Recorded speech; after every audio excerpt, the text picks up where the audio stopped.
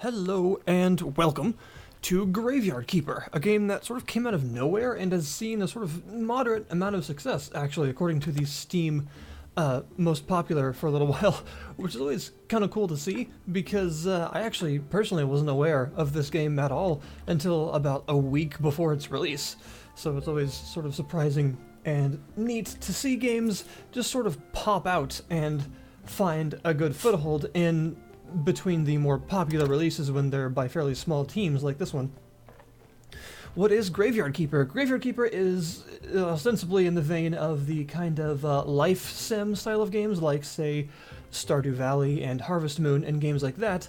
The sorts of games where you tend to manage a farm or something like that and, have to make it bigger and more successful while also balancing relationships with various villagers and attempting to make your life successful as whatever you create yourself to be.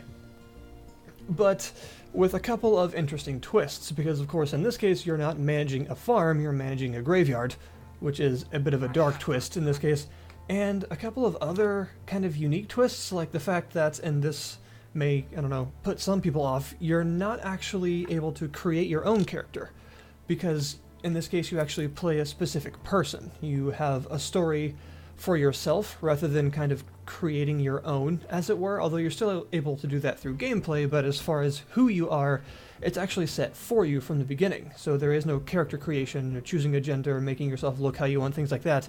You're always the same dude. Which isn't a huge deal, I suppose, for some people, and for others, they really won't like that. But that's how it is.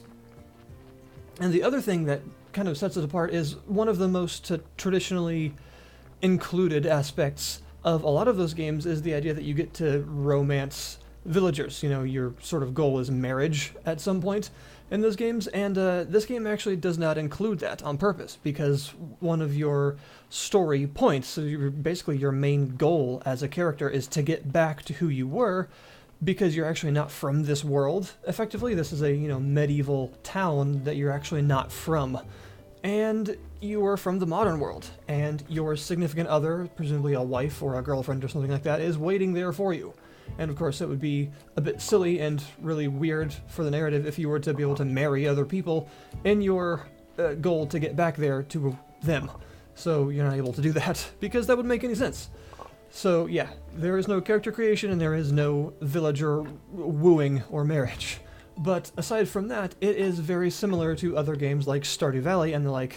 And in fact, so similar to games like Stardew Valley that I actually had a very similar feeling upon starting this, in that the game sort of unfolds very quickly into the idea that you have so much to do that it's a really, really good feeling of overwhelming. The kind of overwhelming that's not bad. The overwhelming that is, there's so much interesting stuff to do that you just can't fit it all into the day. There's going to be so much that you want to do that you get excited about the next play session every time you quit playing, because you can't wait to turn it back on and do more. And that's very much the feeling that this game has actually given me. Pretty much every time I stop, I have a list of things that I want to accomplish next time. And that's always a really, really good feeling to leave your players with. And I think Graveyard Keeper actually does do that. As you can see in the footage here, I'm just kind of screwing around with my crafting area because I want to create a whole lot of things to do various tasks around the areas that I'm managing, because I'm trying to expand my area to craft in and expand to a couple of other things. And this game has a really fun crafting system, a very satisfying crafting system that if you've ever played Minecraft or Factorio, something like that, it'll be immediately familiar to you. It uses something very similar to that. One of those sort of very procedural crafting systems, and by procedural I mean it is a series of procedures, not it is randomly generated. One of those ones that it starts off with you gathering raw materials and then turning those raw materials into a very basic product that doesn't tend to do anything on its own, but you can then turn into a more refined product that you can either sell or make something useful from, or once you get farther into the game and get the technology to do so, refine even further into a much higher quality product to make even better things from. It is a sort of branching crafting system that tends to favor you creating multiple products from various raw materials to then make into even more branches of finer products that you can make actual useful things from. And like I said, anyone that's especially Minecraft mods will be very familiar with the concept of a crafting system like this. For instance, you can go and get some logs, and this game actually does a very kind of unique thing in that a lot of the materials, the very raw materials that you start with, are physical. They don't go into your inventory, but they actually are physically persistent in the world, and you have to carry them one at a time back to your crafting area and actually put them on receptacles meant to house them. Like those logs there, when you chop a tree, it actually drops a log, and the log doesn't go into your inventory invisibly. It's actually a log on the ground, and you have to carry it back to a lumber pile and put it down there, and then it will be available for use in the crafting benches around it. And the same is true for big stone blocks. There are small stone blocks that can go into your inventory, but there are large stone slabs that you have to carry to a sort of that thing down there below that you can then chip into smaller stone blocks. And it's true for various things like large veins of iron ore that you can make into smaller ones, and you have to carry all of these things back to your base and have like receptacles or storage areas for them to put them on, which is kind of neat. It adds a different layer to the actual start of the crafting process. And as you can see here, the game also has a very large and honestly quite complex series of tech trees. There are, I think, 7 of them, or I guess really 6 of them, and then the 7th one is cooking, which doesn't actually work the same because those are not actually learned via a tech tree-like process. You just learn them from people. You don't actually buy them in a tree format. But all of these are tech trees, and this is, I guess, shows you the complexity of the actual crafting and the various things you can learn and do. Everything from smithing different materials and the ability to find and gather the different materials and even make glass, to things like theology and alchemy and harvesting different parts from bodies, because of course preparing bodies is important in your job. And the tech tree is based on the 3 different colored orbs that you see up there. The red orbs are gathered from doing tasks that involve just the use of your hands. Just hard physical labor creates these.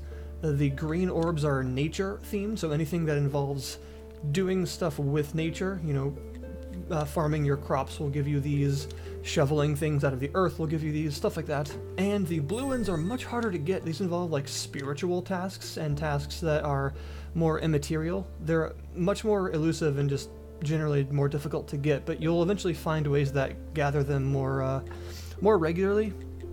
And there's also a method of researching items once you open up the church, because of course you are a graveyard keeper, and in this time and even today, graveyards are attached to churches. So you are also a sort of cleric of the church, and you will have to be in charge of the church once the graveyard is of a specific quality, which I'll show you a little bit later. And your tasks, just as you progress through the game, get more and more complicated, and all of these paths of technology open up wider and wider and allow you to do more tasks. And of course, this will allow you to branch out more.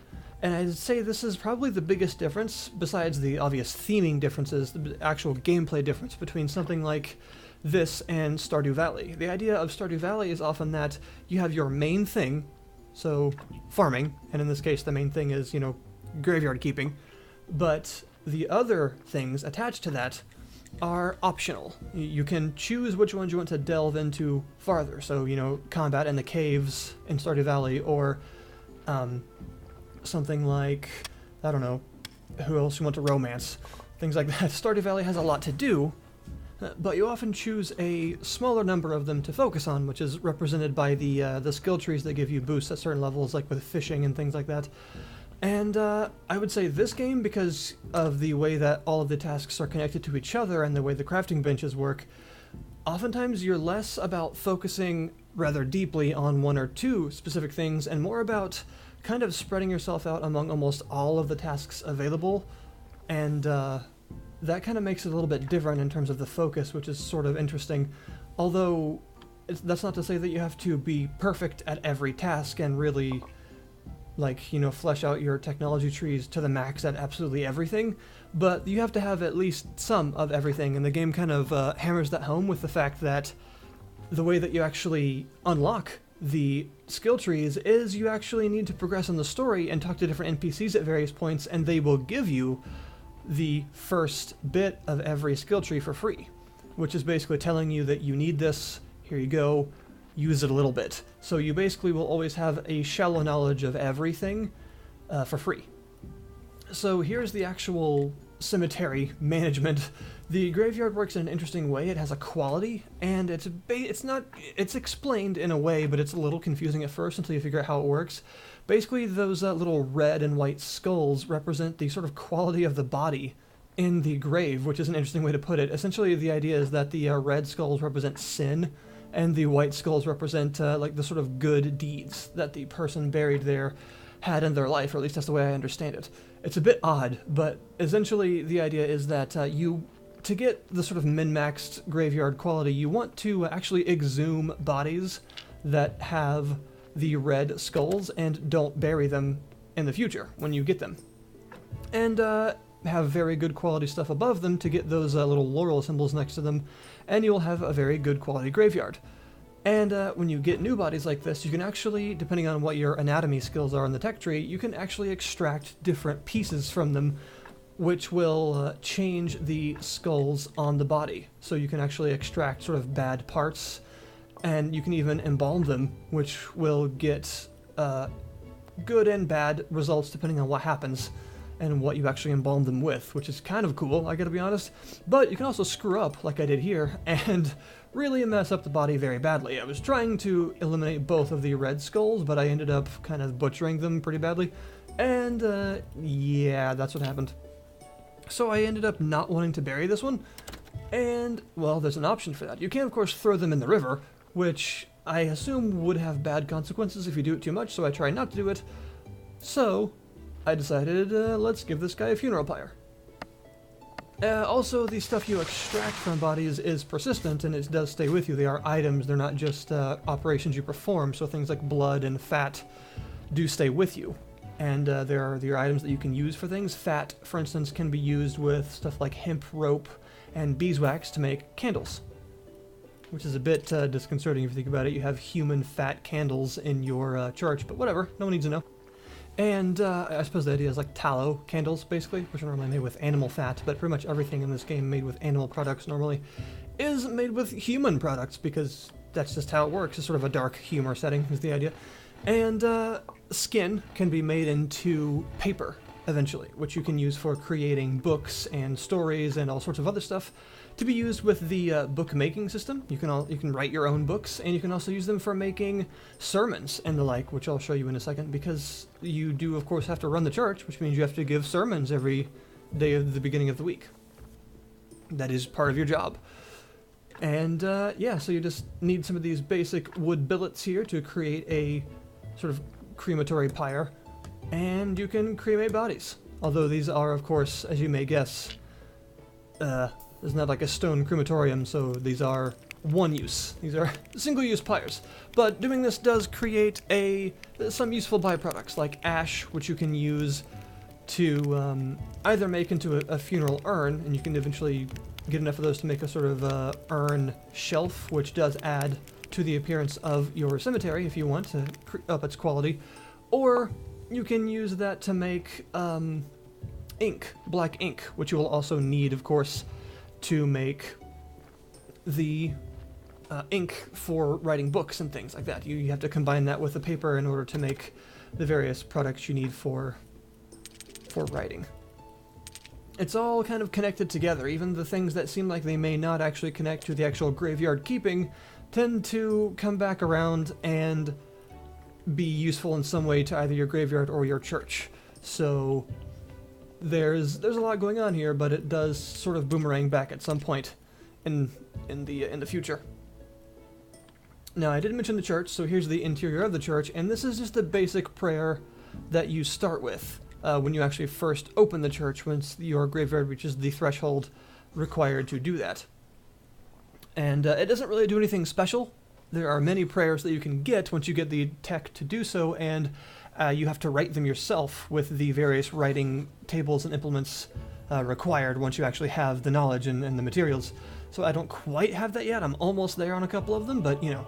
And the way the prayers work is, you may have seen the little cross symbol that represents the sort of quality of the church, and you can up that by having various decorations, pews, candles, candelabras with higher quality candles, and all sorts of stuff to make the church more attractive and more, I suppose, holy. And you can even upgrade the church to a larger one eventually when you have a better overall quality of both the church and the graveyard, because it's more attractive to followers. And these sermons will give you faith, which you use to research items, like I mentioned earlier, which gives you more experience for use on the tech tree, and to get donations. And the donations vary from time to time, depending on how many people you attract, with the quality of your surroundings, and with the actual sermon. And these sermons can have various effects, like upgrading merchants, increasing the yield of your crops, all sorts of stuff, depending on the one that you use. One of the other interesting aspects of it is that, as you notice here, the areas of crafting are sort of neat. So you have all these different zones with those little blueprint tables, and this is the studying, by the way, which I can't do right now because I don't have any science, but the little blueprint tables are actually, they represent a sort of crafting zone, as it were, and the blueprint table has a completely different usage depending on where it is. And as you'll notice, the one that was up by my house was a sort of big crafting yard where I could put furnaces, anvils, sawmills, all sorts of stuff outdoors for the basic crafting materials. And the one down here is a sort of writing and alchemy and mixing and studying desk and all sorts of that. It is a dedicated to that sort of thing. And you can see the various zones that I can put things in. So every one of these is dedicated to a different thing, and one of the really cool quality of life features is you can also put storage containers, like those big wooden hutch thingies in there. And anything that is in those big wooden containers inside one of the crafting zones, all of the crafting tables can actually pull from, as well as things in your inventory, which is a really nice quality of life feature, so you don't have to always have everything with you physically. You can also just put stuff in those containers, and everything in that zone can pull from it to craft with, which is extremely useful. Overall, I think it's a really good and interesting game with a tremendous amount of things to do. I think that if you are a fan of games like Harvest Moon or Stardew Valley or even things like Rune Factory, it is definitely a game to keep your eye on, and for the price of $20, which isn't really that much, I think it has a lot of content actually on offer to sort of sate the desires of people that like games like that, like me, and you can spend a lot of your time on. I'm about 11 hours in this footage, and I still have a tremendous amount to do. I still have to get the church upgrade, I still have to work a lot on my furnace, I still have to get to steel tier and the steel weapons and tools. I still have to open up the quarry for marble and stuff like that. There's a lot to do. The map of this game is absolutely huge. There's a lot of places to go, and there are a tremendous number of NPCs that give you quests and want things, and just because you can't romance them doesn't mean that they don't want things from you. A lot of them have a ton of quests and things to do. If there was a couple of shortfalls of the game, I would say one is the combat. Similar to Stardew Valley, the combat is functional. At best, it just is sort of there, it does its job, but it is not great. One of the worst parts of the combat is that every single swing of your sword takes your energy away, so it goes away very fast and you're not able to do much of it.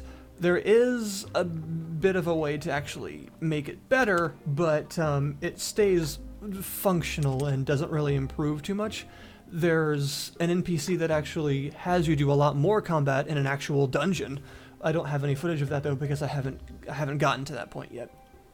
There are some other interesting points, like the ability to get and use things like silver and gold star quality items and ingredients to improve things like food and books and paper and writing and stuff like that, which is always really cool because it ups the variety a lot in terms of what you can make and sell, and definitely increases all of the possibilities of what you can make, which in a game like this is exactly what you want. And it is really satisfying to do exactly what you should be doing in a game like this, which is when you log on, you work towards the goal that you set for yourself when you logged off last time, and it's really satisfying to reach that. Like this, I wanted to get the furnace 2 so I could get steel going and get the better glass making going so I could start doing the alchemy stuff and getting steel tools. And here it is, I finally did it. I got my yard expanded, and I got the better furnace so I can start doing all the steel stuff. And it's very satisfying to actually get all that placed and done and ready to go. And it's a good feeling, and this game definitely offers that in the exact same vein as similar games in these genres, so I think that that's a sign that it is definitely doing its job. And with the tremendous amount of stuff to do, as evident by the tech tree, I would say that if you're into this sort of thing, this is a game that you should definitely not ignore. So check the description below if you want a link to the Steam page to check it out for yourself. Personally, I think it's worth it, and if you want to check it out, then definitely do so. I know it has some kind of questionable reviews right now. I think that's because of some of the changes that they've been making, but they keep making more changes and kind of altering some stuff. So if you want to, maybe wait a little bit to see where the changes go, I definitely understand that. But so far, I'm having a really good time, and I plan to continue to develop my graveyard. It's a really neat theme for a game like this, and I like seeing genres taken into places that I haven't seen before, so thank you very much for watching, and I'll see you guys next time.